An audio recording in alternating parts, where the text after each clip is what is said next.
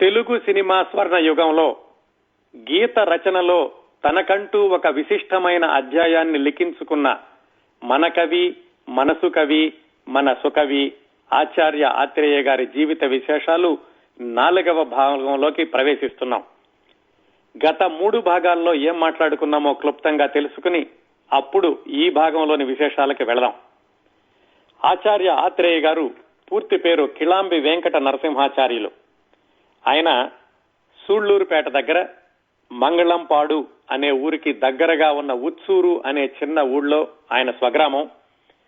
ఆయన 1921 మే 27న జన్మించారు. 10 సంవత్సరాల వయసులోనే తల్లిని కోల్పోయి చిన్న మేనమామ గారి దగ్గర చదివారు. ఆ మేనమామ గారు ఎక్కడికి వెళితే ఆ ఊరు వెళుతూ అక్కడ ఆయన హై స్కూలు, ఇంటర్మీడియట్ పూర్తి చేశారు. ఇంటర్మీడియట్ అయ్యిందో లేదో తెలియదు కానీ అక్కడ ఆపేసేసి తర్వాత ఆయన టీచర్ ట్రైనింగ్ చదివారు చిత్తూరులో. 1940లో ఆయనకి వివాహం అయ్యింది. ఆ తర్వాత 1942 నుంచి 1950 వరకు దాదాపుగా 8 సంవత్సరాలు కూడా ఆయన నాటక రంగంలో ఎక్కువగా క్రియాశీలకమైనటువంటి పాత్ర పోషిస్తూ, నాటకాలు రచిస్తూ, నాటకాల్లో వేషాలు వేస్తూ, నాటకాలను ప్రదర్శిస్తూ, పరిషత్తులకు తీసుకువెళ్లి బహుమతులు పొందుతూ అలా గడిచింది ఆయన జీవితం 1942 నుంచి 1950 వరకు. ఆచార్య ఆత్రేయ గారు ఆ రోజుల్లోనే అంటే 1945 ప్రాంతాల్లోనే ఆయన రాసినటువంటి విప్లవ భావాలతో కూడిన నాటకాలు తెలుగు నాటక చరిత్రలో ఒక చక్కటి మలుపు అని విశ్లేషకులు చెబుతూ ఉంటారు. అలా నాటక రంగంలో కొనసాగుతున్న ఆత్రేయ గారు 1950 ప్రాంతాల్లో మద్రాసులోని సినీ రంగ ప్రవేశం చేద్దామని ప్రయత్నాలు ప్రారంభించి 2-3 ప్రయత్నాలు విఫలం అయ్యాక 1951 సెప్టెంబర్ ప్రాంతాల్లో విడుదలైనటువంటి దీక్ష అనే సినిమాతోటి ఆయన సినీ గీత రచయితగా తెలుగు ప్రేక్షకులకి పరిచయం అయ్యారు. నిజానికి ఆయన మాటల రచయితగా సినిమాల్లోకి వద్దామనుకున్నారు. కెఎస్ ప్రకాశరావు గారు ఆయన్ని ప్రోత్సాహపరిచి కొంచెం బలవంతం చేసి పాటలు రాయగలవు ఆయనకి నమ్మకాన్ని కలిగించి దీక్ష అనే సినిమాలో మొట్టమొదటి చిత్రంలోనే 4 పాటలు రాయించారు. అక్కడి నుంచి ఆయన ప్రస్థానం మొదలైంది, పాటల ప్రస్థానం. ఇంకా క్రిందటి వారం మనం ఆచార్య ఆత్రేయ గారి మొట్టమొదటి పాట గురించి, చిట్ట చివరి పాట గురించి, మొట్టమొదటి వర్షం పాట గురించి, చిట్ట చివరి వర్షం పాట గురించి, ఆయన మొట్టమొదటి మనసు పాట గురించి, చిట్ట చివరి మనసు పాట గురించి, అలాగే ఆచార్య ఆత్రేయ గారు రాసినటువంటి 1-2 సరస శృంగార గీతాల గురించి, ఆత్రేయ గారు రాసిన చిన్నపిల్లల పాటల గురించి ఇన్ని విశేషాలు క్రిందటి వారం వరకు మాట్లాడుకున్నాం. ఈ రోజు 4వ భాగం మిగతా విశేషాల్లోకి వెళదాం. ఈ రోజు మరి 1-2 అంశాలు ఆత్రేయ గారు రాసినటువంటి పాటల్ని మనం క్లుప్తంగా చూసి ఆ తర్వాత ఆత్రేయ గారు రాసినటువంటి కొన్ని పాటల యొక్క నేపథ్యాలు అంటే ఎలా రాశారు ఆ పాటలు అనేవి కూడా ఈ రోజు మాట్లాడుకుందాం. కృతజ్ఞతలు. సాధారణంగా మనం ఎవరికైనా గాని నమస్కారం అని గాని కృతజ్ఞతలు గాని ఎప్పుడు తెలియచేస్తాం? వాళ్ళు మనకి ఎప్పుడైనా సహాయం చేయబోతున్నారన్న సహాయం చేసేశాక కృతజ్ఞతలు తెలియచేస్తూ ఉంటాం కదా. ఆచార్య ఆత్రేయ గారు ఈ కృతజ్ఞతల్ని సినిమా పాటల్లో ఒక 2 పాటలు మాత్రం ఉదాహరణగా చెప్తాను, చాలా వైవిధ్యంగా సున్నితంగా తెలియచేశారు. చాలా విచిత్రంగా ఉంటుంది ఆయన కృతజ్ఞతలు చెప్పినటువంటి ఆ వైఖరి. ఎందుకంటే తెలుగు సినిమా గీత రచయితల్లో మొట్టమొదటిసారిగా ఇలాంటి కృతజ్ఞతలు తెలియచేసిన సినీ కవి ఆత్రేయ గారు అయి ఉండాలి. ఉదాహరణకి మనం సాధారణంగా పెద్దవాళ్ళందరూ చెబుతూ ఉంటారు, నలుగురితో మంచిగా ఉండాలి, నలుగురితో మంచి అనిపించుకోవాలి, మనతో వచ్చేది ఆ నలుగురే అని. ఆ నలుగురు ఎవరో మనం ఎవరూ చూడం.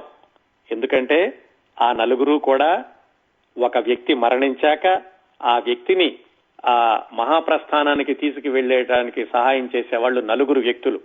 అందుకనే నలుగురితో మంచిగా ఉండండి అని పెద్దవాళ్ళు చెప్తూ ఉంటారు. ఈ విషయాన్ని ఆచార్య ఆత్రేయ గారు ఆయన సినీ రంగ ప్రవేశం చేసిన కొత్తలోనే ఒక పాటలో ఎలా చెప్పారో చూడండి. ఈ సినిమా పేరు ఎంత వెతికినా కానీ నాకు దొరకలేదు, కానీ ఇది ఆచార్య ఆత్రేయ గారు రాసిందేనని గొల్లపూడి మారుతీరావు గారు ఖరారు చేశారు. ఏం రాశారంటే, నేను పోయాక నన్ను మోసే ఆ నలుగురికి వందనాలు.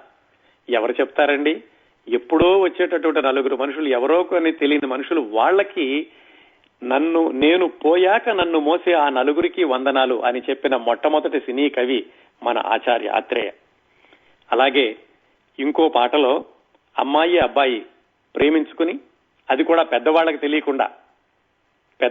తెలియకుండా ప్రేమించుకుని, పెద్దవాళ్లకు తెలియకుండా షికార్లకు వెళ్లి వాళ్ళు పాడుకునేటటువంటి పాట ఎలా ఉండాలి? నువ్వు బాగుంటావు, నేను బాగుంటాను, ఇలా ఉండాలి కదా. కానీ ఆయన ఆ సందర్భంలో కూడా ఏం రాశారంటే, 16 ఏళ్లకు నీలో నాలో ఆ ప్రాయం చేసే చిలిపి పనులకు కోటి దండాలు. అమ్మాయి అంటుంది, ఎవరికి దండాలు పెడుతోందంటే, ఎవరికి కృతజ్ఞతలు తెలియచేస్తోందంటే, ముందుగా వయసు చేసేటటువంటి చిలిపి పనులకి దండాలు అని ప్రారంభించింది. ఇది మరో చరిత్ర అనే చిత్రంలోదండి. ఆ పాటలో ఆచార్యాత్రేయ గారు ఎంత కొత్తదనాన్ని చూపించారంటే, మొదటి చరణంలో ఇసుక తిన్నెలకి, చిరుగాలులకి, చెలులు శిలలకి అంటే రాళ్లకి, అలలకి, నీటి అలలకి, వీటన్నిటికీ కూడా కోటి దండాలు అని ఆ పాత్రతో చెప్పిస్తారు. రెండో చరణంలో కాళ్లకి, కళ్ళకి, పెదిమలకి, నడుముకి కోటి దండాలు అని చెప్పిస్తారు. చిట్ట చివరి చరణంలో అక్కడ ఆత్రేయ గారు తన ముద్ర చూపించారండి. చిట్ట చివరి చరణంలో ఆయన తొలి పొద్దుకి సంధ్య వేళలకి, తొలి వేకువకి సంధ్య వేళలకి కృతజ్ఞతలు చెప్పాక చిట్ట చివరిలో ఆ అమ్మాయి ఎవరికి కృతజ్ఞతలు చెబుతుందంటే, నిన్ను నన్ను కన్నవాళ్లకు, మనకై వేచే ముందు నాళ్లకు కోటి దండాలు, శతకోటి దండాలు. ఆ సమయంలో అమ్మా నాన్నని గుర్తు చేసుకోవడం అనేటటువంటి సున్నితమైన ఆ భావాన్ని, ఉదాత్తమైన భావాన్ని ఆచార్య ఆత్రేయ గారు మాత్రమే మొట్టమొదటిసారిగా వ్రాయగలిగారు. అమ్మాయి అబ్బాయి ప్రేమించుకుంటూ నిన్ను నన్ను కన్నవాళ్లకు కోటి దండాలు, శతకోటి దండాలు. మనం వ్రాసిన ఆత్రేయ గారికి, వ్రాయించుకున్న బాలచందర్ గారికి కోటి దండాలు, శతకోటి దండాలు అనక తప్పదండి. ఇంత అద్భుతంగా, ఇంత సున్నితంగా ఆచార్య ఆత్రేయ గారు కృతజ్ఞతలు తెలియచేసేటటువంటి విధానాన్ని తమ పాటల్లో చూపించారు. నేను మచ్చుకి 1-2 మాత్రమే చెప్తున్నానండి. 1400 పాటల్లో దాదాపు 800-900 పాటల వరకు ఇలాంటి అద్భుతమైన వాక్యాలు ఎన్నిటినో మనం ఏరుకోవచ్చు. తరువాతి అంశం దేవుడి గురించి. ఆచార్య ఆత్రేయ గారు ఆస్తికుడా, నాస్తికుడా, దైవభక్తుడా, హేతువాద అంటే ఆయన ఏది ఇతమిద్దంగా చెప్పలేదు. రాసేటటువంటి పాటలు సినిమాలోని పాత్రల వ్యక్తిత్వాన్ని ప్రతిబింబించినప్పటికీ కవి యొక్క భావాన్ని, కవి తీసుకునేటటువంటి ఏ వైపు తీసుకుంటారనే దాన్ని కూడా తప్పనిసరిగా ప్రతిబింబిస్తాయండి చాలా సార్లు. ఆచార్య ఆత్రేయ గారికి దేవుడంటే భక్తి ఉంది, కానీ స్థిరమైనటువంటి అభిప్రాయం లేదు అని ఆయన మీద పరిశోధన చేసిన పైడిపాల గారు రాశారు ఒక చోట. తమిళనాడు దగ్గరలో రాయవెల్లూరు దగ్గర, తమిళనాడులోని రాయవెల్లూరు దగ్గర చోళసింహపురం అనేటటువంటి ఊళ్ళో యోగ నరసింహస్వామి అని ఒక దేవాలయం ఉంది. ఆయన ఆచార్య ఆత్రేయ గారికి కులదైవం అట.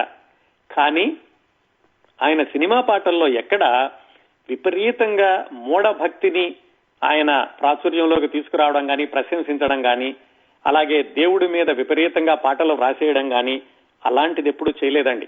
అవసరమైనప్పుడు దేవుణ్ణి పొగిడారు, కాకపోతే అవి ఎక్కువ సంఖ్యలో లేవు. అలాగే చాలా సార్లు దేవుడు, మానవుడు వీళ్ళిద్దరికీ పోలికలు చెబుతూ, అలాగే అసలు దేవుడు ఉన్నాడా, దేవుడు అనేటటువంటి భావం ఏమిటి, దేవుడు అనే భావం ఎందుకు వచ్చింది, ఆ భావాన్ని ఎందుకు నిలుపుకోలేకపోతున్నారు, నిలుపుకోవాల్సిన అవసరం ఉందా, మానవుడు దేవుడు వెనకాలే పరిగెత్తాలా, ఇలాంటి అంశాలన్నింటినీ చాలా కూలంకషంగా కొన్ని 100 పేజీల పుస్తకాల్లో రాయాల్సినటువంటి ఈ దేవుడు, మానవుడు అనేటటువంటి అంశాలని ఆచార్య ఆత్రేయ గారు అతి సులువుగా సినిమా పాటల్లో లలితమైనటువంటి పదాల్లో రాశారు. 1-2 ఉదాహరణలు చూద్దాం. భక్త తుకారాం సినిమాలో ఉన్నావా అసలున్నావా, ఉంటే కళ్ళు మూసుకున్నావా, ఈ లోకం కుళ్ళు చూడకున్నావా, దాంట్లో దేవుణ్ణి విపరీతంగా ఆయన విమర్శించారు. ఉంటే నువ్వు మంచి చేయాలి కానీ ఇలాంటివన్నీ ఎందుకు చేస్తున్నావయ్యా అని. అది ఆ పాత్ర చేసిందే అనుకోండి, కానీ ఆత్రేయ గారి భావాలు కూడా దానిలో ప్రతిబింబిస్తూ ఉంటాయి. ఇంకా ముఖ్యంగా చెప్పుకోవాలంటే ఆయన ఆ రోజుల్లోనే, అంటే సినిమాల్లోకి వచ్చిన కొత్తలోనే, సినిమాల్లోకి వచ్చిన 10 సంవత్సరాలకు అనుకోండి, దాగుడు మూతలు అనే సినిమాలో ఒక పాట రాశారు. అందులో ప్రతి వాక్యం కూడా విపరీతంగా ఆలోచింపజేస్తుంది. ఎవరిని? ఇద్దరినినండి, భక్తుల్ని హేతువాదుల్ని ఇద్దరిని కూడా ఆలోచింపజేస్తుంది. దేవుడనేవాడు ఉన్నాడా అని మనిషికి కలిగిన సందేహం, మనుషులనేవారు ఉన్నారా అని దేవునికి వచ్చిన అనుమానం, మనసు లేని ఈ మనిషిని చూసి దేవుడు రాయైపోయాడు, ఆ దేవుడు కనపడలేదని మనిషి నాస్తికుడైనాడు. పశువుల కన్నా పక్షుల కన్నా మనిషిని మిన్నగా చేశాడు, బుద్ధిని ఇచ్చి హృదయాన్ని ఇచ్చి భూమి నీదని పంపాడు. దేవుణ్ణి నమ్మేవాళ్ళు ఇలా అనుకుంటారు, అన్ని దేవుడే ఇచ్చాడు అని. మరి మనిషి విషయం ఎలా ఉంది? బుద్ధికి హృదయం లేక, హృదయానికి బుద్ధే రాక నరుడే ఈ నరలోకాన్ని నరకం చేశాడు. అదండి ఆత్రేయ గారు దేవుడి గురించి మానవుడి గురించి పోలిక చెప్తూ, ఆయన అటు దేవుణ్ణి విపరీతంగా ప్రశంసించలేదు, అవసరమైనప్పుడల్లా దేవుణ్ణి విమర్శించారు, విశ్లేషించారు ఎక్కువగా. అలాగే మనకి బాగా తెలియనటువంటి సినిమాల పేర్లలో కొన్ని ఉన్నాయండి. వాటిల్లో కూడా ఆచార్య ఆత్రేయ గారు అద్భుతమైనటువంటి పాటలు రాశారు. ఆయన బ్యానర్ తోటి, సినిమా పేరుతోటి, హీరో తోటి సంబంధం లేకుండా ఆయన రాసిన చాలా పాటల్లో తన ముద్ర నిలుపుకునేలాగా చేశారు. మీకు ఎవరికైనా గుర్తుందేమో ఈ సినిమా మేము మీలాంటి మనుషులమే అని 1983 ప్రాంతాల్లో వచ్చిందండి. ఆ మేము మీలాంటి మనుషులమే అనేటటువంటి సినిమాలో ఈ దేవుడి గురించి ఒక పాట రాశారు. దేవుడు ఉన్నాడో లేడో కానీ మానవుడు ఉన్నాడురా. ఈ పాట అంతా కూడా వ్యాసంలాగే ఉంటుందండి చదువుతుంటే. భయం నుంచి దేవుడు పుట్టాడు, భక్తి నుంచి దైవత్వం పుట్టింది, భయము భక్తులను మించిన స్థితిని ముక్తి అంటారా, ముక్తి అంటారా. దేవుడు ఉన్నాడో లేడో మనిషి మాత్రం ఉన్నాడు. మనిషి కోసం బ్రతికే మనిషే దేవుడు. అదండి దేవుడికి ఆత్రేయ గారు ఇచ్చిన నిర్వచనం. మనిషి కోసం బ్రతికే మనిషే దేవుడు, దేవుడి కోసం మనిషిని మరిచేవాడే మూఢుడు. ప్రేమ త్యాగం తెలిసిన వాడే మానవుడు, దేవుడి పేరిట మూఢుడైతే వాడే దానవుడు, వాడే దానవుడు. ఇంతకంటే అద్భుతమైనటువంటి నిర్వచనాన్ని ఎవరు చెప్తారండి? మనిషికి దేవుడికి ఉన్నటువంటి వ్యత్యాసాన్ని. మనిషి కోసం బ్రతికే మనిషే దేవుడు, దేవుడి కోసం మనిషిని మరిచేవాడే మూఢుడు. అది ఆత్రేయ గారు దేవుడి గురించి 1-2 పాటల్లో చెప్పినటువంటి ఆయన భావాలు. ఇంకా చాలా పాటల్లో రాశారండి. ఎక్కడ అవసరం అయినా కానీ ఆయన మూఢంగా పొగడడం కాకుండా ఇలాగా విశ్లేషిస్తూ వ్రాస్తూ ఉండేవాళ్ళు ఈ దేవుడు అనేటటువంటి భావాన్ని. తరువాతి అంశం, ఆత్రేయ గారు సాధారణంగా ఇలా చాలా తేలిక పదాలతో, మాటల్లాంటి పదాలతో పాటలు రాసేవాళ్ళు అని చాలాసార్లు చెప్పుకున్నాం, మనందరికీ తెలుసు కదా. అవసరం అయినప్పుడు ఆయన పదాలతో గిమ్మిక్స్ కూడా చాలా చేశారు. అంటే పదాలతోటి కొన్ని కండిషన్స్ పెట్టుకుని ఇలాగే వ్రాయాలి అని ఒకవేళ సంగీత దర్శకుడు చెప్పినప్పటికీ లేదా దర్శకుడు చెప్పినప్పటికీ ఆయన అలాంటి ప్రయోగాలు చేయడంలో కూడా చాలా ముందున్నారండి. ఉదాహరణకి ఆయన మంచి చెడు అని ఒక సినిమా వచ్చింది. అది కూడా ఆయన సినీ పరిశ్రమలోకి ప్రవేశించిన కొత్తలోనే వచ్చిందనుకుంటాను. దాంట్లో చాలా వరకు టీ తోటి అంతమయ్యే పదాలతోటి చాలా వరకు ఆ పాట రాశారు. అలాగే వేరే పదాలు వచ్చినా గానీ ఆ అంత్యప్రాసలు ఎక్కడా తప్పకుండా, అలాగే భావం తప్పకుండా ఆ సంగీతం యొక్క స్వరంలో కూర్చేలాగా పాటను రాశారండి. రేపంటి రూపం కంటి పూవింటి తూపుల వంటి నీ కంటి చూపుల వెంట నా పరుగంటి. ఈ పాట వింటున్నంతసేపు మనకి టీ అని వినిపిస్తుంది కానీ దీనిలో ఏమైనా అర్థం ఉందా, ఆయన ఊరికే మాటలు రాశారా అనుకుంటాం. అద్భుతమైనటువంటి భావాన్ని పొదిగారండి. రేపంటి రూపం కంటి, అసలు ఆ ఒక్క మాటలోనే బోళ్ళంత అర్థం ఉంది.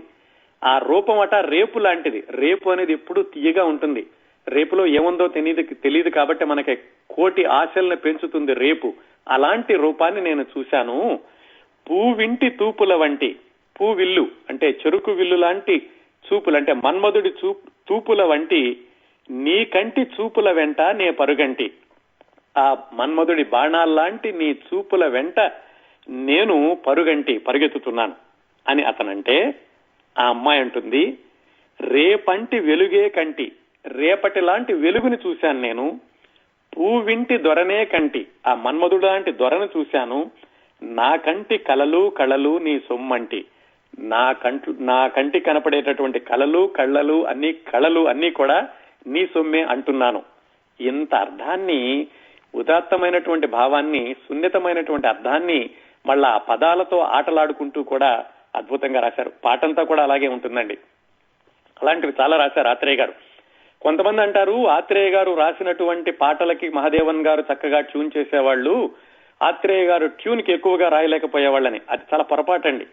ఎందుకంటే ఇళయరాజా గారు వచ్చాక కూడా ఆత్రేయ గారు చాలా పాటలు రాశారు. అలాగే ఎంఎస్ విశ్వనాథన్ గారికి కూడా ఆత్రేయ గారు రాశారు. అలాంటప్పుడు ఆత్రేయ గారు ఆ ట్యూన్ లో ఒదిగేటటువంటి పాటలే రాశారు. కానీ మనకు మాత్రం ఆత్రేయ గారు స్వతసిద్ధంగా ట్యూన్ లేకుండా రాసిన పాటల్లాగానే అనిపిస్తుంటాయి. అందువల్ల ఆత్రేయ గారు ట్యూన్ కి రాయలేకపోయారు అని ఎక్కడైనా రాస్తే అది పొరపాటండి. చక్కగా రాశారు ఆయన. ఆకలి రాజ్యం సినిమాలో కన్నె పిల్లవని కన్నులున్నవని ఎన్నెన్ని వగలు పోతున్నావే చిన్నారి, చిన్న నవ్వు నవ్వి వన్నెలన్నీ రువ్వి ఎన్నెన్ని కలలు రప్పించావే పొన్నారి. చక్కగా ఆ ట్యూన్ లో ఒదిగేలాగా, అలాగే ఆ మాటల పద సౌందర్యం చెడకుండా, అర్థం చెడకుండా చక్కగా రాశారు. అందమైన అనుభవం అని ఆ సినిమాలో కుర్రాళ్ళోయ్ కుర్రాళ్ళు, వెర్రెక్కి ఉన్నోళ్లు, కళ్ళాలే లేనోళ్లు, కవ్వించే సోగ్గాళ్లు, ఈ ళ్ళు అనేటటువంటి అక్షరంతో అంతమయ్యే పదాలతోటి అద్భుతమైనటువంటి భావాన్ని పొదుగుతూ పాట రాశారు. ఇది ఒక కోణం ఆత్రేయ గారు రాసినటువంటి వాటిల్లో. ఇలాగా ఆత్రేయ గారు రాసినటువంటి పాటల్లోని అంశాలని చాలా వరకు మనం చెప్పుకుంటూ వెళ్ళొచ్చండి. ఇంకొకటి చెప్పి ఈ అంశాన్ని ఇంతటితో ముగిద్దాం. ఆ ఒకటి ఏమిటంటే, జీవితంలో మనకి చాలా సంఘటనలు జరుగుతూ ఉంటాయి. వాటిని మనం అన్వయించుకోవడాన్ని బట్టి జీవితం పట్ల మన దృక్పథం కానీ, పెద్దవాళ్లు అన్వయించుకుని చెప్పేదాన్ని బట్టి మన జీవితాన్ని ఎలా అర్థం చేసుకోవాలి అని తెలుస్తూ ఉంటుంది. ఆచార్య ఆత్రేయ గారు చాలా మామూలుగా మనం చూసేటటువంటి జీవితంలో సంభవించే సంఘటనల్ని ఆయన ఎలా అన్వయించారో చూడండి. ఆకలి రాజ్యం సినిమాలో సాపాటు ఎటూ లేదు బ్రదర్, సాపాటు ఎటూ లేదు పాటైనా పాడు బ్రదర్ అని ఒక పాట ఉంది. దాంట్లో స్వతంత్ర దేశంలో చావు కూడా పెళ్లి లాంటిదే బ్రదర్. అద్భుతమైన వాక్యం అండి. ఒక్కసారి ఆలోచించండి. మన సంస్కృతిలో చావు కూడా పెళ్లి లాంటిదే బ్రదర్. ఒకదాన్ని పోల్చి చూసుకుంటే అన్ని కార్యక్రమాలు అలా జరుగుతుంటాయి. ఒకటి అత్యంత సంతోషకరమైనది, ఒకటి అత్యంత విషాదకరమైనది. దాన్ని చక్కగా పోల్చారు ఆ పాటలోను. అలాగే అంతులేని కథ అనే సినిమాలో దేవుడే ఇచ్చాడు వీధి ఒకటి అని ఒక పాట ఉంది. దాంట్లో రాస్తారు, నన్నడిగి తల్లిదండ్రి కన్నారా, నా పిల్లలే నన్నడిగి పుట్టారా. ఈ సృష్టి కార్యం అనేది అలా జరుగుతూ ఉంటుంది. ఎవరూ కూడా నేను నీకు జన్మనిచ్చానురా అని తల్లిదండ్రులు ఇది చేయడానికి లేదు. అలాగే పిల్లలు కూడా తల్లిదండ్రుల్ని డిమాండ్ చేయడానికి లేదు. దేవుడే ఇచ్చాడు వీధి ఒకటి అన్నట్లుగా దాంట్లో ఆ నిత్య జీవితంలో ఉండేటటువంటి భావాన్ని అన్వయించి చెప్పారు. ఒకటి కాదండి, ఇలాగా ఆచార్య ఆత్రేయ గారు రాసినటువంటి పాటలు చాలా వాటిల్లో ఈ వేదాంతం, అద్భుతమైనటువంటి వేదాంతం మనకు దొరుకుతూ ఉంటుంది. అడుగడుగున పదంలోను పంక్తి పంక్తిలోను కూడాను. ఇవి ఆచార్య ఆత్రేయ గారు రాసినటువంటి పాటల్లోని కొన్ని అంశాలు. తరువాతి అంశం ఆచార్య ఆత్రేయ గారు వ్రాసినటువంటి కొన్ని పాటల నేపథ్యాలు. అంటే ఏ నేపథ్యంలో అలాంటి పాటలు రాశారు అనే వాటి గురించి మాట్లాడుకుందాం. కారులో షికారుకెళ్లే పసిడి చానా అనేటటువంటి ఆ పాట ఉంది కదా, దాని గురించి కూడా మనం రెండో భాగంలో అనుకుంటా మాట్లాడుకున్నాం. ఆచార్య ఆత్రేయ గారు నెల్లూరులో ఉద్యోగం చేస్తూ అక్కడ ఆడపిల్లల కాలేజీలో వాళ్ళకి నాటకాలు నేర్పేటప్పుడు వాళ్ళందరూ కారులో వచ్చేటప్పుడు వాళ్ళను చూసి ఈ పాట రాసుకున్నారు. ఆ తర్వాత సినిమాల్లో వాడదాం అనుకున్నారు. ఆయన మొట్టమొదటిగా అవకాశం కోల్పోయినటువంటి సంసారం అనే సినిమాలో పెట్టాల్సింది. అలా కాకుండా చివరికి ఇది వేరే సినిమాలో వచ్చింది అనేటటువంటి విషయాన్ని మనం రెండో భాగంలో మాట్లాడుకున్నాం. అది ఒక కథ అండి, ఈ పాట ఎలా పుట్టింది అనడానికి. ఆ విషయాన్ని ఆచార్య ఆత్రేయ గారి భార్య గారు నాకు చెప్పారు అని పైడిపాల గారు రాశారు. అప్పట్లో వచ్చినటువంటి పత్రికల్లో వచ్చిన రెండు కథనాలు ఏమిటంటే, మరో రెండు కథనాలు, ఆచార్య ఆత్రేయ గారు మద్రాసులో మెరీనా బీచ్ కి వెళ్ళినప్పుడు అక్కడికి వచ్చేటటువంటి విలాసవంతమైన యువతుల్ని చూసి వ్రాశారు అని అప్పట్లో వచ్చిన దాంట్లో ఒక చోట రాసింది. ఇంకొక కథ ఏమిటంటే, ఈ పాట వెనకాల పాట ఎంతసేపటికి ఎలా రాయాలో ఆయన తెలియకపోతే ఆ కారులో అమ్మాయి వెళ్లడం అనేటటువంటి ఆ సన్నివేశాన్ని సృష్టించి ఆత్రేయ గారిని చూడమని ఆ సన్నివేశం అలా వెళుతూ ఉండగా ఆ సన్నివేశాన్ని చూసి ఆత్రేయ గారు రాశారు అని ఇంకో కథ కూడా ఉంది. కథలు ఏమైనా కానీ అద్భుతమైనటువంటి పాటను సృష్టించారు ఆచార్య ఆత్రేయ గారు ఈ కారులో షికారుకెళ్లే అనేటటువంటి పాటలో. అలాగే ఈ పాటని చాలా మంది ఆచార్య ఆత్రేయ గారు మనసు కవి ఇలాంటి పాట రాశారు, ఇది శ్రీశ్రీ గారు రాయాల్సిన పాట అని ఇప్పటికి కూడా పలు చోట్ల దాన్ని ఉదహరిస్తూనే ఉంటారు. కానీ నిజానికి మనం ఆచార్య ఆత్రేయ గారి యొక్క నాటకాలను చూస్తే, నాటక రచయితగా ఆచార్య ఆత్రేయ గారు ప్రదర్శించిన నిబద్ధతను గమనిస్తే ఇది ఖచ్చితంగా ఆచార్య ఆత్రేయ గారు వ్రాసిన పాటే అనిపిస్తుంది. ఇంతకుముందు కూడా చెప్పుకున్నాం, ఆచార్య ఆత్రేయ గారు నాటకాల్లో ప్రదర్శించినటువంటి తీక్షణతని, ఆ భావాల్ని గనక కొనసాగి ఉంటే ఆయన శ్రీశ్రీ గారి పక్కన కొనసాగి ఉండేవాళ్ళు. ఆ తర్వాత మనసు త్రోవకి మళ్ళడం, మనసు కవిగా మన మనసుల్లో నిలిచిపోవడం జరిగింది. కాబట్టి ఆ నాటకాల్లో ఆయన వ్రాసినటువంటి ఆ విప్లవ భావాలు, ఆదర్శ భావాలు, సమసమాజ భావాలు సినిమాల్లో ప్రదర్శించడానికి ఎక్కువగా అవకాశం రాలేదు. అవకాశం వచ్చినటువంటి అతి కొద్ది పాటల్లో ఈ కారులో షికారుకెళ్లే పాలబుగ్గల పసిడి చానా అనేది. ఈ పాట గురించి బుచ్చిబాబు గారు అనేటటువంటి ప్రఖ్యాత రచయిత చివరకు మిగిలేది అని ఒకే ఒక్క నవల రాసి ఆయన తెలుగు సాహిత్యంలో చిరంజీవిగా నిలిచిపోయారు. ఆ బుచ్చిబాబు గారు 1960 ప్రాంతాల్లో ఈ పాట గురించి, కారులో షికారుకెళ్లే పాలబుగ్గల పసిడి చానా అనే పాట గురించి 13 పేజీల వ్యాసం రాశారు. ఆ పాట మొత్తం కలిసి 12 లైన్లండి. 12 లైన్ల పాటకి ఆయన 13 పేజీల వ్యాసం రాశారు. ఒక్కొక్క పంక్తిని తీసుకుని ఈ పంక్తిలో కవి ఏమి చెప్పదలుచుకున్నాడు, తర్వాత ఏమి చెప్పాడు, ఈ చెప్పడంలో ఆయన భావం ఏమై ఉంటుంది, మరి ఆత్రేయ గారు వ్రాసేటప్పుడు అంత తూకంగా మరీ ఆలోచించి ప్రతి పదాన్ని అలా పేర్చారో లేదో కానీ ఆ బుచ్చిబాబు గారు రాసినటువంటి వ్యాసాన్ని చదువుతుంటే మాత్రం ఆచార్య ఆత్రేయ గారి పాటలో మనకి కొత్త కోణాలు, సరికొత్త కోణాలు కనిపిస్తూ ఉంటాయి. 3 అవి పల్లవి చరణాలు అనడానికి లేదు, 3 చరణాలు అనుకోవచ్చు వాటిని. ఒక్కొక్క దానిలో ఒక్కొక్క ప్రశ్న వేస్తారు, దానికి సమాధానం ఆయన చెప్తారు. కారులో షికారుకెళ్లే అమ్మాయి బుగ్గ మీద గులాబీ రంగు ఎలా వచ్చునో చెప్పగలవా, దానికి సమాధానం చెప్తారు. రెండో దాంట్లో మేడ కట్టిన చలువరాయి ఎలా వచ్చునో చెప్పగలవా, దానికి సమాధానం చెప్తారు. జిలుగు వెలుగుల చీర శిల్పం ఎలా వచ్చునో చెప్పగలవా, దానికి సమాధానం చెప్తారు. 3 ప్రశ్నలు అడిగారు, 3టికి సమాధానాలు చెప్పారు. ఆ సమాధానాలు చెప్పడంలో కూడా ప్రతి పదంలోనూ రెండో పదానికి ఆ పదానికి ఎంతో సంబంధం ఉంది, ఎంతో లోతైనటువంటి భావం ఉంది అని బుచ్చిబాబు గారు 13 పేజీల వ్యాసంలో విశ్లేషించారు. అది కారులో షికారుకెళ్లే పాట వెనకాల ఉన్నటువంటి నేపథ్యం. ఇంకొక పాట ప్రేమ్ నగర్ నేను పుట్టాను అనేటటువంటి పాట. ఆ పాట నిజానికి ఆచార్య ఆత్రేయ గారు వ్రాయనని చెప్పారట. ఎందుకంటే ఆ సినిమా పాటల గురించి చర్చించేటప్పుడు కెఎస్ ప్రకాశ్రావు గారు ఆచార్య ఆత్రేయ గారిని ఇలాగా హీరో తాగుబోతూ ఆయన యొక్క పుట్టినరోజున వచ్చేటటువంటి పాట రాయమంటే ఆచార్య ఆత్రేయ గారు తాగుబోతూ పుట్టినరోజు ఏం రాస్తామండి దాంట్లోనూ, ఆ కథకి ఎలా అతుకుతుంది అని చెప్పి నేను రాయనన్నారట. ముందు మొహం జిట్లించుకున్నారట. కెఎస్ ప్రకాశ్రావు గారు ఏమిటయా మొహం జిట్లించుకుంటావు, పాట రాయమంటే నువ్వు పుట్టినరోజు పాటే కదా అంటే, ఏం రాస్తారంటే పుట్టినరోజు పాట తాగుబోతు పైగాను అని అన్నారట. సరే ఓ మాట చెప్పు, నీకు గనక ఇష్టం లేకపోతే నేను వేరే వాళ్ళతో రాయించుకుంటానులే అని చిరాగ్గా అన్నారు కెఎస్ ప్రకాశ్రావు గారు. కెఎస్ ప్రకాశ్రావు గారు అసలు మొట్టమొదటిసారిగా ఆచార్య ఆత్రేయ గారిని పాటల రచయితగా మనకు పరిచయం చేసింది దీక్ష సినిమాతోటి కదా. అయినా కానీ ఆచార్య ఆత్రేయ గారికి ఏమిటంటే సందర్భం నచ్చకపోతే ఆయన పాట రాయడానికి తొందరగా ఒప్పుకునేవాళ్ళు కాదట. ఇది పాటకి సరిపోయేటటువంటి సందర్భం కాదు అని ఆయన అనుకున్నారు ఆ క్షణంలో.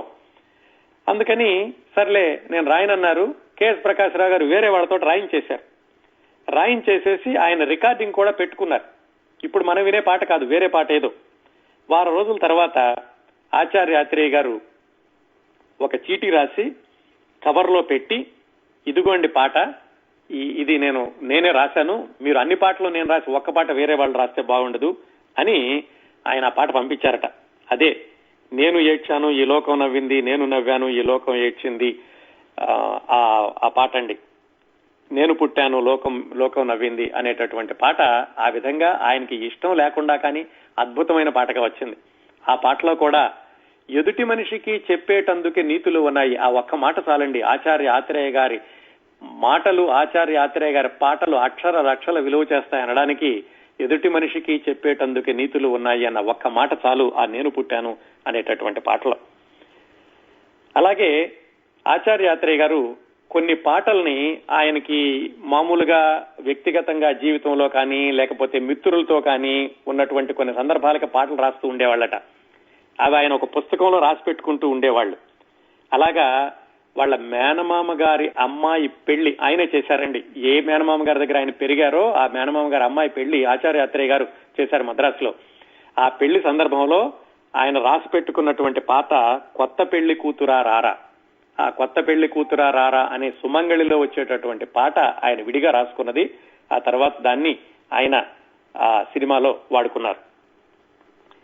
ఇంకా అద్భుతమైనటువంటి నేపథ్యాలు చెప్పాలంటే ఆచార్య ఆత్రేయ గారు కాట్రగడ్డ మురారి గారని యువచిత్ర ఆర్ట్స్ అధినేత, ఆ యువచిత్ర ఆర్ట్స్ యొక్క నిర్మాత కాట్రగడ్డ మురారి గారు ఆచార్య ఆత్రేయ గారితోటి అద్భుతమైనటువంటి పాటలు రాయించుకున్నారు. ఆయన తీసినటువంటి త్రిశూలం అనే సినిమాలో 2 పాటల నేపథ్యం చూద్దాం. ఈ పాటల నేపథ్యం గురించి మురారి గారు హాసం అనే పత్రికలో 10 సంవత్సరాల కిందట రాశారు వివరాలన్నీ. ఇందులో ఒక పాట ఉంటుంది, రాయిని ఆడది చేసిన రాముడివా అని. ఆ పాటను రాయించుకోవడానికి ఆయన ఆత్రేయ గారు ఆయన ఎంతగా వేధించారు, లేదా ఆత్రేయ గారు అసలు రాయని ఎలా అన్నారు, ఎలా రాశారు అనేది కాట్రగడ్డ మురారి గారు ఇలా చెప్పారు. ఏమిటంటే ఈ త్రిశూలం అనేటటువంటి సినిమాలో ఈ రాయిని ఆడది చేసిన రాముడివా అనేటటువంటి పాట వ్రాయాల్సిన సందర్భం, ఆ ఊళ్ళో చెడిపోయిన అమ్మాయి, ఆ అమ్మాయిని కథానాయకుడు పెళ్లి చేసుకుంటాడు. అలాంటప్పుడు ఆ అమ్మాయి అతని దగ్గరకు వచ్చినప్పుడు ఆ అమ్మాయి యొక్క మనోభావం ఎలా ఉంటుంది, అతని మనోభావం ఎలా ఉంటుంది, అతనేమిటి ఎందుకు చేసుకున్నాడు అమ్మాయిని, నువ్వు చెడిపోవడం ఏమిటి, నిన్ను చెడగొట్టారు నువ్వు చెడిపోలేదు అని అతని భావం. ఆ అమ్మాయి తప్పు ఎవరిదైనా కానీ నన్నే అంటున్నారు కదా అందరూను, మీరు నన్ను పెళ్లి చేసుకున్నారు ఇంత గొప్ప హృదయంతో, మిమ్మల్ని ఏమనుకోవాలి అని ఆ అమ్మాయి భావం. ఈ 2 భావాలు వచ్చేటటువంటి పాట కావాలి. దానికి మురారి గారు ఆత్రేయ గారితో ఒక ఉదాహరణ చెప్పారట. మాయిదారి మల్లిగాడు అనే సినిమాలో మీరు ఒక పాట రాశారు, మల్లెపందిరి నీడలోన జాబిల్లి అని ఒక పాట ఉంటుంది. దాంట్లో కూడా పెళ్లి చేసుకోలేకపోయినటువంటి ఒక అమ్మాయి మల్లిగాడికి ఆ అమ్మాయికి పెళ్లి చేసి, ఇలా మీ ఇద్దరికీ పెళ్లి చేయగలిగాను, నేను పెళ్లి చేసుకోలేకపోయాను, ఈ పుణ్యం వచ్చే జన్మలోనన్నా నాకు కలిసి రావాలి అని అర్థం వచ్చేటట్లుగా ఒక పాట పాడుతుంది. ఆ సందర్భాన్ని గుర్తు చేసి ఆచార్య ఆత్రేయ గారితో ఇదిగో ఇది సందర్భం, దీనికి ఏమన్నా పాట రాయమని అడిగారట. సహజంగానే ఆయన వెంటనే రాయలేదు, చాలా రోజులైంది, చాలా సార్లు తిరిగారు. చివరికి ఆచార్య ఆత్రేయ గారు ఒకసారి ఇలా ఆలస్యం అవుతుందంటే ఆయన ఒక మాట రాసి చూపించారట, ముల్లు నొదిలి అని. ముల్లు నొదిలి అనగానే ఈ మురారి గారికి ఏమి నచ్చలేదు. ఏమిటిది ముల్లు నొదిలి అంటే ఏమిటి, అరిటాకును వదిలేసి అరిటాకును కాకుండా ముళ్ళు నొదిలి అనేటటువంటి ఆ వాక్యాన్ని ఆయన పూర్తి చేశారు. ఆ పూర్తి చేశాక ఇక అక్కడి నుంచి ఒకదాని తర్వాత ఒకటి ఆ ముళ్ళు నొదిలి అరిటాకుకు శిక్ష ఏంటి అనేటటువంటి వాక్యం ఉంది కదా, ఆ వాక్యం వచ్చింది. ఆ తర్వాత దానికి ముందు నీకేంటి నువ్వు చేసిన తప్పేంటి, ఇట్లా ఒకదాని తర్వాత ఒకటి అల్లుకుంటూ పాట ఒక ధారలాగా వచ్చేసిందటండి. దాన్ని పైగా ఈ పాటలో ఏం చేశారు ఆయన, ఇలా 2 మాటలు రాసిచ్చారు. ఒక చరణము ముందు పల్లవి, 2-3 చరణాలు అలా కాకుండా రాయిని ఆడది చేసిన రాముడివా, గంగను తలపై మోసే శివుడివా, ఆ 2 ఒకసారి రాసిచ్చారు. ఏమనుకోను నిన్నేమనుకోను, నువ్వు రాయివి కావు గంగవు కావు, నేను రాముడు శివుడు కానే కాను, అదొకసారి రాశారు. ఆ తర్వాత తప్పు నాది కాదంటే లోకముప్పుతుందా, నిప్పులాంటి సీతనైనా తప్పు చెప్పకుందా, అది ఇంకోసారి రాశారు. ఇలా రాస్తూ ఉంటే ఇవన్నీ పల్లవులే. ఇన్ని పల్లవులు రాశారు, పాట ఎక్కడుంది అంటే అప్పుడు కేవి మహాదేవన్ గారు కూర్చుని వాటన్నిటిని ఒక వరుసలో పెట్టుకుని ఇదే పాట అయిపోతుంది, ఇక వేరే పాట అవసరం లేదు, ఈ పల్లవులతోటే పాట చేస్తానని అలాగా ఆ రాయిని ఆడది చేసిన రాముడు అనేటటువంటి పాట పుట్టిందండి. మీరు ఒకసారి మళ్ళీ పాట అంతా చదివితే కనుక ఆ మొట్టమొదట్లో పల్లవి చరణం మళ్లీ చరణం ఇలా కాకుండా దేనికి దానికి ఒక పల్లవి లాగానే కనిపిస్తూ ఉంటుంది. అది ఈ పాట వెనకాల ఉన్నటువంటి నేపథ్యం. అలాగే త్రిశూలం సినిమాలో ఇంకో పాట ఉంది, పెళ్ళంటే పందిళ్లు సందళ్లు తప్పెట్లు తాళాలు తలంబ్రాలు 3 ముళ్ళు 7 అడుగులు మొత్తం కలిసి 100 ఏళ్లు. పెళ్లిని ఇంత క్లుప్తంగా సంక్షిప్తంగా వివరంగా సవివరంగా వర్ణించడం ఆచార్య ఆత్రేయ గారికే చేతనైందేమోనండి. అన్ని చెప్పారు, పందిళ్లు సందళ్లు తప్పెట్లు తాళాలు తలంబ్రాలు అన్ని ఉంటాయి, 3 ముళ్ళు వేస్తారు, 7 అడుగులు నడుస్తారు, మొత్తం కలిసి 100 ఏళ్లు కలిసి జీవించాలి అనేటటువంటి భావం ఆ పెళ్లిలో ఉంది అన్నదాన్ని రాశారు. ఈ పాట కూడా అంత ఆషామాషిగా ఏమి పుట్టలేదు. ఈ పాట గురించి కూడా మురారి గారు ఆచార్య ఆత్రేయ గారిని ఇలాగా పెళ్లి పాట ఉంది అంటే అది ఆ సందర్భంలో కూడా అదే మాట అన్నారట ఆయన. పెళ్లి గురించి ఎంతో మంది రాశారయ్యా, మళ్ళా కొత్తగా ఏం రాస్తాను, సీతారామ కళ్యాణం దగ్గర నుంచి పెళ్లి పాటలు ఉన్నాయి, మళ్ళా నేను కొత్తగా రాసేది ఏముంది అంటే, కాదు మీరు రాయాల్సిందేనని మురారి గారు ఆచార్య ఆత్రేయ గారిని వదలకుండా ఆయన వెంటబడడం, చివరికి ఆయనేమో ఇదిగో వస్తున్నాను అదిగో వస్తుంది అనడం, ఇచ్చిన వాయిదాలన్నీ అయిపోవడం, చివరికి ఒక రోజు అర్ధరాత్రి పూట ఫోన్ చేసి ఆయన చనువుగా మురారి గారిని యారా అనేవాళ్ళట. వలపుడు మారుతిరావు గారు రాశారు, అరే నీకు ఒకటి చెప్తున్నాను చూడు, ఈ పల్లవి బాగుంటుందా అని ఏదో వినిపించారు. అది కూడా ఆయనకు నచ్చలేదు. ఓ పంచే, రేపు సాయంకాలం 5 గంటలకల్లా నువ్వు రికార్డింగ్ పెట్టుకో, రిహార్సల్స్ పెట్టుకో, కేవి మహాదేవన్ గారిని రమ్మను, నేటి పాట పంపిస్తాను అని చెప్పారు. సరే 5 గంటలకు ఆయన రిహార్సల్ పెట్టుకున్నారు. కేవి మహాదేవన్ గారు, అసిస్టెంట్ బోహళేంది గారు ఉన్నారు. 4:30 అయింది, 4:45 అయింది, 5 అయింది, ఆత్రేయ గారు రాలేదు సహజంగానే. కానీ ఫోన్ వచ్చింది ఆత్రేయ గారి దగ్గర నుంచి. ఫోన్ వచ్చి ఆయన నువ్వు పెన్ను పేపర్ తీసుకో నేను చెప్తాను అని ఫోన్ లో మురారి గారికి డిక్టేట్ చేశారట. పెళ్ళంటే పందిళ్లు సందళ్లు తప్పెట్లు తాళాలు తలంబ్రాలు, 3 ముళ్ళు 7 అడుగులు మొత్తం కలిసి 100 ఏళ్లు, పెళ్ళైతే ముంగిళ్లు లోగిళ్లు ముగ్గులు 35 భాగ్యాలు, ముద్దు ముచ్చట్లు మురిసే లోగిళ్లు, చెలిమికి సంకెళ్లు 1000 ఏళ్లు. ఇది రాసి ఆయన్ని సరే ఇది మామగారికి చూపించారట. మామ అంటే కేవి మహాదేవన్. కేవి మహాదేవన్ గారు అది చూసి ఏమిటిది, వ్యాసం అనుకున్నాడా ఉపన్యాసం అనుకున్నాడా, ఈ మాటలు రాస్తే నేను ఈ పాట ఎలా అవుతుంది అని ఆయన విసురుకున్నారట. మురారి గారు కేవి మహాదేవన్ గారిని, అదేమిటి మీరేమో క్యాలెండర్ కైనా కానీ మీరు వరుసలు కట్టగలరు, మరి ఆత్రేయ గారి సంగతి తెలుసు కదా, ఇలాగే రాస్తారు, ఈ మాత్రం మీరు కట్టలేరా అని ఆయన అక్కడ వదిలేసి కాసేపు బయటకు వెళ్ళొచ్చారట. బయటకు వెళ్ళొచ్చిన 10 నిమిషాల్లో కేవి మహాదేవన్ గారు ఈ పాటకి అద్భుతమైనటువంటి వరసలు కట్టారు. అలా తయారయ్యేవండి ఆచార్య ఆత్రేయ గారి పాటలు. ఆయన మాటల్లాగా రాస్తే మనకి వీణుల విందైనటువంటి పాటలుగా మనకి అందించడంలో కేవి మహాదేవన్ గారి పాత్ర కూడా ఎంతైనా ఉంది. అది ఇదిగో ఈ 2 పాటలు మచ్చు తునకలు మాత్రమే. ఇలాంటివి చాలా ఉన్నాయండి కేవి మహాదేవన్ ఆచార్య ఆత్రేయ గారి కలయికలో వచ్చినాయి. అలాగే ఇంకొక పాట గోరింటాకు అనేటటువంటి సినిమాలో కొమ్మ కొమ్మకో సన్నాయి అనే పాట ఉంది కదా. ఈ గోరింటాకు చిత్రం కూడా ఈ మురారి గారు యువ చిత్ర బ్యానర్ లో తీసిందేనండి. యువ చిత్ర బ్యానర్ లో మొట్టమొదటగా వచ్చినటువంటి సినిమా సీతామహాలక్ష్మి. దాంట్లో ఆచార్య ఆత్రేయ గారు రాయలేదు, దేవులపల్లి కృష్ణశాస్త్రి గారు వేటూరి గారు రాశారు. ఈ గోరింటాకు సినిమాలో పాటల విషయానికి వచ్చేసరికి దాంట్లో కొమ్మ కొమ్మకో సన్నాయి కోటి రాగాలు ఉన్నాయి ఎందుకీ మౌనం ఏమిటి ధ్యానం అనేటటువంటి పల్లవిని వేటూరి గారు రాశారు. ఆ తర్వాత ఆయనకేవో పనుల ఒత్తిడి వల్ల మిగతా పాట పూర్తి చేయలేకపోయారు. అప్పుడు ఆచార్య ఆత్రేయ గారితో మిగతా పాట పూర్తి చేయించడానికని ఆహ్వానించారు మురారి గారు. అక్కడి నుంచి గారు యువ పెట్టడం, అద్భుతమైనటువంటి పాటలు ఆయనతోటి వ్రాయించుకోవడం జరిగింది మురారి గారికి. అయితే ఈ గోరింటాకులో పాట అది వేటూరు గారి పేరుతోటే వచ్చింది, కానీ మురారి గారు చెప్పడం పల్లవి మాత్రం ఆయన రాశారు, చరణాలు మాత్రం ఆచార్య ఆత్రేయ గారు రాశారు అని. అలాగే ఇంకొక పాట ఉందండి, అభిమన్యుడు అని మురారి గారు తీసినటువంటి యువ చిత్ర వాళ్ళ దాంట్లోనే అభిమన్యుడు అనేటటువంటి సినిమాలో ఒక పాట ఉంది. ఒకే గొడుగు ఒకే అడుగు ఒకే నడకగా ఒకరికొకరుగా ఒకే ఒకరుగా కలిసి పయనించే స్నేహము వలపు వర్షించే స్నేహము అనేది.